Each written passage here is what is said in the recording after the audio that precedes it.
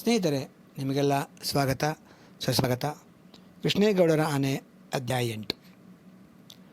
ಆನೆಗೆ ಜಾತಿಯಸ್ಥರ ಬೆಂಬಲವಾಗಲಿ ರಾಜಕಾರಣಿಗಳ ಅಭಯಹಸ್ತವಾಗಲಿ ರಕ್ಷಣೆಗೆ ಕಾಣಲಿಲ್ಲ. ಅದು ಏನೂ ಆಗದ ಹಾಗೆ ಸೊಂಡ್ಲಾಡಿಸುತ್ತಾ ತನ್ನ ದಿನಚರಿಯಲ್ಲಿ ತೊಡಗಿತ್ತು. ಯಾರಿಗೂ ಆನೆ ಬಗ್ಗೆ ಅಂಥ ಕ್ರೋಧವಾಗಲಿ ದ್ವೇಷವಾಗಲಿ ಇರಲಿಲ್ಲ.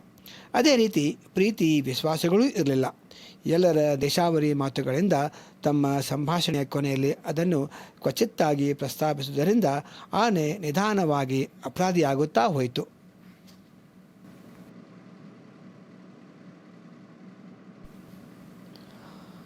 ಆನೆ ಒಮ್ಮೆ ಕಾಡಿಗೆ ಹೋಗಿ ಬಂದ ಮೇಲೆ ಯಾಕೋ ಊರಿನ ಜನಗಳ ಧೋರಣೆ ಬದಲಾಗುತ್ತಿತ್ತು.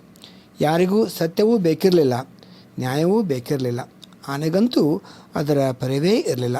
ಅದು ಶೆಕೆ ತಡೆಯಲಾರದೆ ರಸ್ತೆ ಧೂಳೆರಚಿಕೊಳ್ಳುತ್ತಾ ಬೇಸಣಿಗೆ ಕಿವಿಗಳತ್ತ ಅತ್ತಿತ್ತ ಆಡಿಸುತ್ತಾ ತನ್ನ ಪಾಡಿಗೆ ತಾನು ಓಡಾಡಿಕೊಂಡಿತ್ತು. ಊರಿನ ಜನಗಳೆಲ್ಲ ತಮ್ಮ ತಮ್ಮ ಮನೋವಿಕಲತೆಗಳಿಗೆ ಹೊರದಾರಿ ಹುಡುಕುತ್ತಿದ್ದಂತೆ ನನಗೆ ಕಂಡಿತು. ಒಂದು ಸಾರಿ ಎಲ್ಲ ಸಭೆ ಸೇರಿ ಆ ಆನೆಯನ್ನು ಶೂಟ್ ಮಾಡಬೇಕೆಂದು ಕೂಗಾಡುವುದಕ್ಕೆ ಮೊದಲು ಇನ್ನೂ ಒಂದೆರಡು ಘಟನೆಗಳು ನಡೆದವು. ಹಳೆಕೊಪ್ಪದ ಸುಬ್ಬಣ್ಣನ ಮನೆಯಲ್ಲಿ ಹಿತ್ತಲಲ್ಲಿ ಒಂದು ವಿಚಿತ್ರ ವಿದ್ಯಮಾನ ಜರುಗಿತು. ಮೂಡಿಗೇರಿಗೂ ಅದರ ಹಿನ್ನೆಲೆಯಲ್ಲಿರುವ ಮನ್ನಾ ಜಂಗ್ಲಿಗೂ ನಡುವೆ ಹಳೆಕೊಪ್ಪ ಬರುತ್ತದೆ.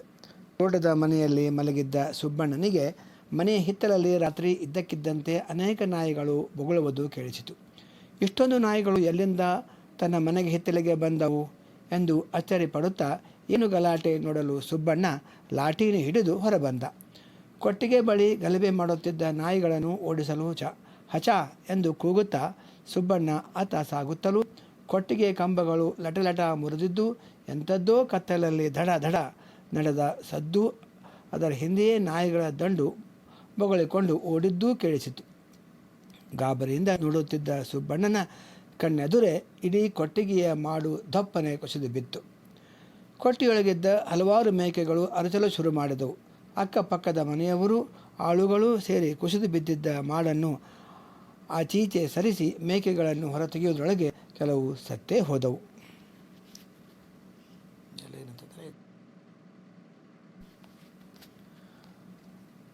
ಉರುಳಿಸಿ ಓಡಿ ಹೋಗಬೇಕಾದರೆ ಇದು ಆನೆಯಂಥ ಪ್ರಾಣಿಗೆ ಮಾತ್ರ ಸಾಧ್ಯ ಎಂದು ಊಹಿಸಿದ ಅವರು ಮೇಕೆಯ ಮೇವನ್ನು ಕದ್ದಿರಬೇಕಾದರೆ ಇದು ಕೃಷ್ಣೇಗೌಡರ ಆನೆಯೇ ಸರಿ ಎಂದು ನಿರ್ಧರಿಸಿ ಸತ್ತ ಮೇಕೆಗಳನ್ನು ಎದುರಿಗಿಟ್ಟುಕೊಂಡು ಕೃಷ್ಣೇಗೌಡರ ಆನೆಗೆ ಬಗೆ ಬಗೆಯಾಗಿ ನಿಂದಿಸತೊಡಗಿದರು.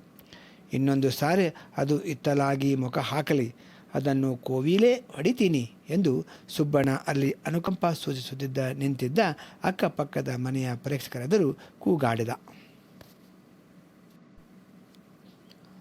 ಸರಿಯೋ ತಪ್ಪೋ, ಅವನಿಗಾದ ಅನ್ಯಾಯಕ್ಕೆ ಯಾರಿಗಾದರೂ ಶಿಕ್ಷೆಯಾಗದೆ ಅವನ ಮನಸ್ಸಿಗೆ ಸಮಾಧಾನ ಆಗುವ ಹಾಗೆ ಕಾಣಲಿಲ್ಲ. ಅದೇ ದಿನ ರಾತ್ರಿ ಶಿವೇಗೌಡರ ಸಾಮಿಲಿಗೆ ಕಳ್ಳನಾಟ ಸಾಗಿಸುತ್ತಿದ್ದ ಅಬ್ಬಾಸನ ಲಾರಿ ರಸ್ತೆಯ ಪಕ್ಕದ ಗೋಣೆ ಮರಕ್ಕೆ ಡಿಕ್ಕಿ ಹೊಡೆದು ಮರದ ದಿಮ್ಮಿಗಳಿಗೂ ಗೋಣಿ ಮರಕ್ಕೂ ನಡುವೆ ಸಿಕ್ಕಿಬಿದ್ದ ಡ್ರೈವರ್ ಅಬ್ಬಾಸ್, ಕ್ಲೀನರ್ ಕೃಷ್ಣ ಇಬ್ಬರು ಅಪ್ಪಚ್ಚಿಯಾಗಿ ಹೋದರು. ಲೋಡು ಲಾರಿ ಬಿಟ್ಟುಕೊಂಡು ಬರುತ್ತಿದ್ದ ಅಬ್ಬಾಸಿಗೆ ಇದ್ದಕ್ಕಿದ್ದಂತೆ ಎರಡು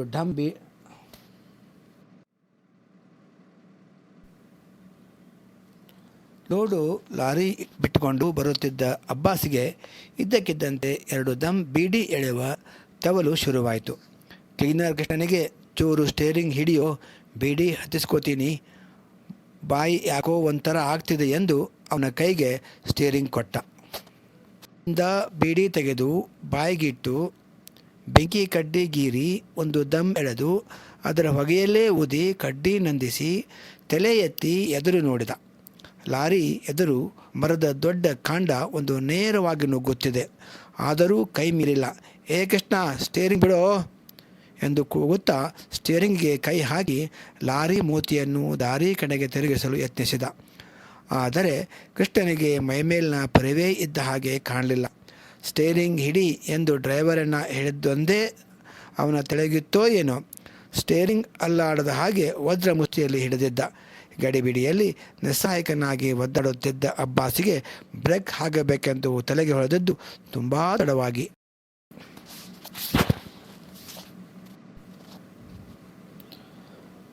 ನಿಸ್ಸಹಾಯಕನಾಗಿ ಒದ್ದಾಡುತ್ತಿದ್ದ ಅಬ್ಬಾಸಿಗೆ ಬ್ರೇಕ್ ಹಾಕಬೇಕೆಂದು ತಲೆಗೆ ಹೊಳೆದದ್ದು ತುಂಬ ತಡವಾಗಿ. ಲಾರಿ ಮರಕ್ಕೆ ಡಿಕ್ಕಿ ಹೊಡೆದ ಕೂಡಲೇ ಹಿಂದುಗಡೆ ಇದ್ದ ಅಪಾರ ತೂಕದ ದಿಮ್ಮಿಗಳು ಕ್ಯಾಬಿನ್ ಮುರಿದು ಮುನ್ನುಗ್ಗಿದವು. ಮರಕ್ಕೂ ದಿಮ್ಮಿಗಳಿಗೂ ನಡುವೆ ಸಿಕ್ಕಿದ ಕ್ಲೀನರ್, ಡ್ರೈವರ್ ಇಬ್ಬರು ಅಲ್ಲೇ ಸತ್ತೇ ಹೋದರು. ಬೆಳಿಗ್ಗೆ ಮೂಡಿಗೆರೆಗೆ ಹೋಗುತ್ತಾ ಅಪಘಾತ ನಡೆದ ಜಾಗದಲ್ಲೇ ಸುಬ್ಬಣ್ಣ ನನಗೆ ಸಿಕ್ಕ. ಅವನು ಬೆಳಗ್ಗೆ ಎದ್ದು ತನ್ನ ಕೊಟ್ಟಿಗೆ ಬೀಳಿಸಿದ ಪ್ರಾಣಿ ಯಾವುದೆಂದು ನೋಡ ಹೋದಾಗ ಅದರ ಹೆಜ್ಜೆ ಗುರುತಿನ ಅವನು ಊಹಿಸಿದಂತೆ ಅದು ಆನೆ ಎನ್ನುವುದು ನಿಜವಾಗಿತ್ತು. ಕೃಷ್ಣೇಗೌಡರ ತೋಟದ ದಿಕ್ಕಿನಲ್ಲಿ ಸಾಗಿದ್ದ ಹೆಜ್ಜೆ ಗುರುತುಗಳನ್ನು ನೋಡುತ್ತಾ ಆತ ಗೋಣೆ ಮರದವರೆಗೂ ಬಂದಾಗ ಅಲ್ಲಿ ಅಪ್ಪಚ್ಚಿಯಾದ ಲಾರಿ ಕಣ್ಣಿಗೆ ಬಿತ್ತು. ತನ್ನ ಕೊಟ್ಟಿಗೆ ಉರುಳಿಸಿದ್ದು ಕೃಷ್ಣೇಗೌಡರ ಆನೆಯೇ ಎಂದು ತೀರ್ಮಾನಿಸಿ ಹೆಜ್ಜೆ ಗುರುತು ಹಿಂಬಾಲಿಸುವುದನ್ನು ಕೈಬಿಟ್ಟು ಲಾರಿ ಅಪಘಾತದ ಬಳಿ ನೆರೆಯುತ್ತಿದ್ದ ಜನಕ್ಕೆ ನಿನ್ನೆ ರಾತ್ರಿ ತನ್ನ ಮನೆ ಹಿಂದೆ ನಡೆದ ಅನಾಹುತವನ್ನು ವಿವರಿಸುತ್ತಾ ನಿಂತ. ಸುಬ್ಬೇಗೌಡ ತನ್ನ ವರದಿ ಎಲ್ಲ ಹೇಳಿ ಮುಗಿಸಿ ಲಾರಿಯೊಳಗೆ ಇಣುಕಿದಾಗ ಕ್ಲೀನರ್, ಡ್ರೈವರ್ ಇಬ್ಬರ ಹೆಣಗಳು ಸ್ಟೇರಿಂಗನ್ನು ಬಿಗಿ ಮುಷ್ಟಿಯಲ್ಲಿ ಹಿಡಿದೇ ಸತ್ತಿರುವುದು ಕಂಡಿತು. ಅಬ್ಬಾಸ್ ಬೀಡಿ ಕಚ್ಚಿಕೊಂಡೇ ಪ್ರಾಣ ಬಿಟ್ಟಿದ್ದ. ನೋಡಿದ ಯಾವನಿಗೂ ಅಪಘಾತ ಏಕೆ ಆಗಿರಬಹುದು ಎಂದು ಗೊತ್ತಾಗಿತ್ತು. ಪೊಲೀಸರು, ಫಾರೆಸ್ಟ್ ಡಿಪಾರ್ಟ್ಮೆಂಟ್ನವರು ಎಲ್ಲ ಮಹಜರ್ ಮಾಡಲು ಬಂದರು. ಆದ ಅನಾಹುತಕ್ಕೆ ಕಳವಳ, ಸಹಾನುಭೂತಿ ಒಂದನ್ನೂ ಸೂಚಿಸದೆ ಕಳ್ಳನಾಟ ಸಾಗಿಸುತ್ತಿದ್ದವರು ಯಾರು, ಮರ ಎಲಿಯದು ಇತ್ಯಾದಿಗಳನ್ನೇ ತನಿಖೆ ಮಾಡುತ್ತಾ ಕೇಸು ಬಿಲ್ಡಪ್ ಮಾಡಲು ನಾಗರಾಜ್ ಕಾತುರನಾಗಿರುವುದನ್ನು ಕಂಡು ಅಲ್ಲಿ ಗುಂಪುಗೊಂಡಿದ್ದ ಜನಕ್ಕೆಲ್ಲ ಕೋಪ ಬಂತು. ಡ್ರೈವರ್, ಕ್ಲೀನರ್ ಇಬ್ಬರ ಸಾವಿನ ಎದುರು ಮಿಕ್ಕವೆಲ್ಲ ಅವರಿಗೆ ಕ್ಷಮಾರ್ಹ ಅಪರಾಧಗಳಾಗಿ ತೋರಿದ್ದವು. ಗೋಣೆ ಮರದ ಬಳಿ ಇದ್ದ ಆನೆ ಹೆಜ್ಜೆ ಗುರುತುಗಳನ್ನು ತೋರಿಸಿ ಆನೆ ತಪ್ಪಿಸಲು ಹೋಗಿ ಲಾರಿ ಮರಕ್ಕೆ ಡಿಕ್ಕಿ ಹೊಡೆದಿದೆ. ಆನೆ ಕಾಟಕ್ಕೆ ಬಂದೋಬಸ್ತ್ ಮಾಡುವುದನ್ನು ಯೋಚಿಸದೆ ಕಳ್ಳನಾಟ ಯಾರದ್ದು ಅಂತ ಫಾರೆಸ್ಟು ನೋಡ್ತಿದ್ದಾನೆ. ಅವನಿಗೆ ಬುದ್ಧಿ ಗಿದ್ದಿ ಇದೆಯಾ? ತಾನಾಯಿತು, ತನ್ನ ಕಾನೂನಾಯಿತು. ಬೇರೆಯವರ ಕಷ್ಟ ತೊಂದರೆ ಅವನಿಗೆ ಕಣ್ಣಿಗೆ ಕಾಣುವುದೇ ಇಲ್ಲ. ಆನೆ ತನ್ನ ಕೊಟ್ಟಿಗೆ ಬೀಳಿಸಿ 4-5 ಮೇಕೆ ಸಾಯಿಸಿದೆ. ಡಿಪಾರ್ಟ್ಮೆಂಟ್ನವರು ನಷ್ಟ ಕಟ್ಟಿ ಕೊಡ್ತಾರಾ ಎಂದು ಮೆಲ್ಲಗೆ ಗೊಣಗುತ್ತಾ ಸುಬ್ಬಣ್ಣ ಅಲ್ಲಿದ್ದವರನ್ನೆಲ್ಲ ವಿನಾಕಾರಣ ನಾಗರಾಜನ ಮೇಲೆ ಎತ್ತಿ ಕಟ್ಟಿದ. ಸತ್ತಿರೋದು ನಿಮ್ಮದು. ಇವತ್ತೆಲ್ಲ ನಾಳೆ ನೀವೇ ಕೊಂದು ತಿನ್ನೋ ಪ್ರಾಣಿ. ಅದಕ್ಕೆ ಯಾಕ್ರಿ ನಷ್ಟ ಕಟ್ಟಿ ಕೊಡಬೇಕು? ನಾಳೆ ಮಾಡೋ ಸಾರು ಇವತ್ತೇ ಮಾಡಿರಿ ಎಂದು ನಾಗರಾಜ್ ತಿರುಗಿ ಬಂದು ಅಲ್ಲಿ ನಿಂತಿದ್ದವರನ್ನು ಇನ್ನಷ್ಟು ಕೆರಳಿಸಿದ. ಪೊಲೀಸ್ ಇನ್ಸ್ಪೆಕ್ಟರ್ ಇಲ್ಲದಿದ್ದರೆ ಮಾತಿಗೆ ಮಾತು ಬೆಳೆದು ಅಲ್ಲೇ ಗಲಾಟೆ, ಹೊಡೆದಾಟ ಆಗುವ ಸಂಭವವಿತ್ತು. ಬೇಸಿಗೆ ಬಂದರೆ ಸಾಕು, ಜನರೆಲ್ಲ ಜಗಳ ಕಾಯುವ ಮೂಡ್ನಲ್ಲಿ ಇರುತ್ತಾರೆ.